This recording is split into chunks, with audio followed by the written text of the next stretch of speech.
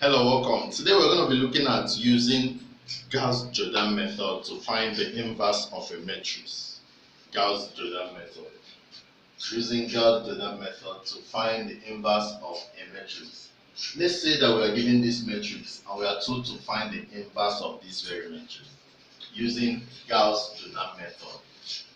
What is the first thing that we do? The first thing we do is that we bring in a unit matrix that looks exactly like this.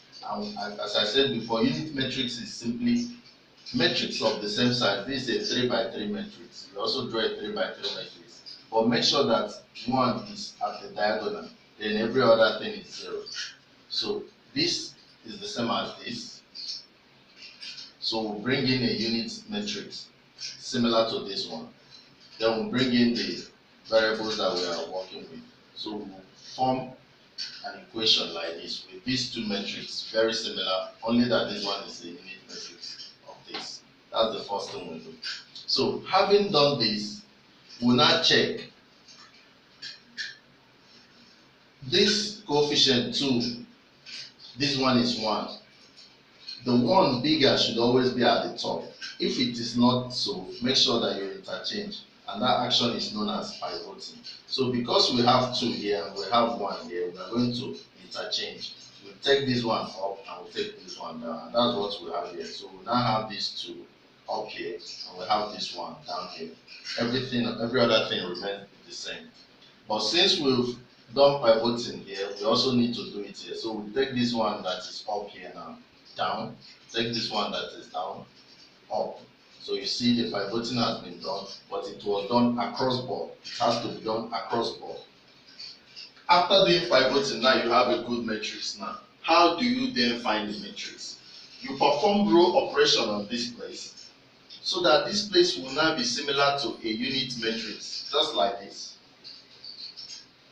And as you're performing those row operation on this one, make sure that you're performing it across board, so that this one will be changing. So whenever you find an inverse, a unit matrix here, then what is left here, whenever you find a unit matrix here, what is left here becomes your inverse matrix. So what are the row operations that you perform here in order to get everything here 0, everything here 0, and everything in the diagonal 1? So you do it by performing row operation by replacing row 2, all this row 2, with row 2 minus A21 over A11, row 1. Just the way we did for the Gaussian elimination method. Do the same for row 3. So when you do it, you find out that you'll be able to eliminate this and have 0 here, 0, 0 here, and 0 here. So once you finish doing that, you now try to make this one 0, 0, 0 by performing other row operations that you are going to be noticing as you are doing it. That's how you perform this.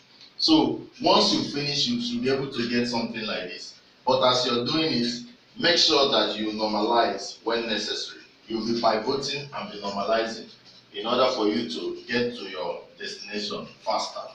So once you continue doing row operations, which I've already taught in previous classes, you'll be able to get something like this. And once you get something like this, anything that is left here becomes the inverse of the matrix. This becomes the what? Inverse of this very matrix. So note the procedure, very, very important. This is what you're doing. Bring in a unity matrix.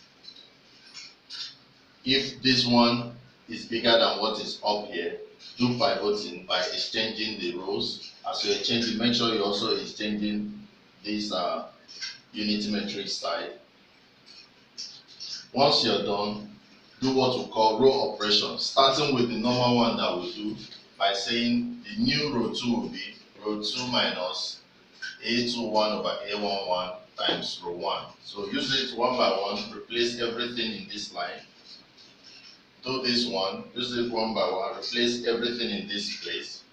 So once you're done, you'll be having 0 here and 0 here. Then there will be 0 here, there will be a number here. So do another row 3. You can use this one, row 3 minus this 32 all over A22, row 2 to give you a new row 3. So use this to make this one 0. So with that, you've been able to make this 0, 0, with this and this. Then with this one, you make this one 0. So once you're done, you will now be left to make this other one 0. So using good row operation also, make this one 0, this one 0, this one 0. You understand? Then do normalization by dividing through by anything that is up here. If this is 2, divide everything by 2 up here so that you have 1 here. If this is 2 or 3, divide everything here by 3 so that you have 1 here.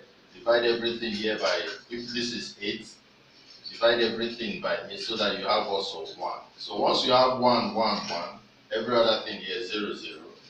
Then you see that this would have changed because as you're doing here, you're also doing here. So anything you find here at the last becomes your inverse matrix. So this becomes a unity matrix, whereas here becomes your inverse matrix by performing these row operations. Very, very importantly, whenever you're solving this, be very, very careful. You need to do pivoting whenever the need arises. Anytime you want to perform a row operation and you find out that the coefficient up has value that is lower than what is down, you have to interchange. Make sure that the bigger one is always up and the smaller one is down, especially for this first coefficient. So you do that by voting. Once you finish doing it, you might be having something like 4, 8, 5 here. You do what we call normalization. Normalization by simply dividing through by the number that you have here in order to have 1. When you're done, normalize this one, divide through by the number you have here in order to have 1. When you're done, divide through by the number you have here in order to have 1. So that you now have exactly a unity matrix. Once you have this, then anything you have here becomes the inverse of the matrix. And that is the method of using Gauss Jordan to find inverse of matrices. In subsequent classes, we'll be solving a real problem that shows this, just like this, so that you really understand the procedure. Thank you. God bless you. Click on the subscribe button. Share our videos so that people can see and learn from them. Check the description section of this video if you have any where you need to support us from. Do that. God bless you. Thank you.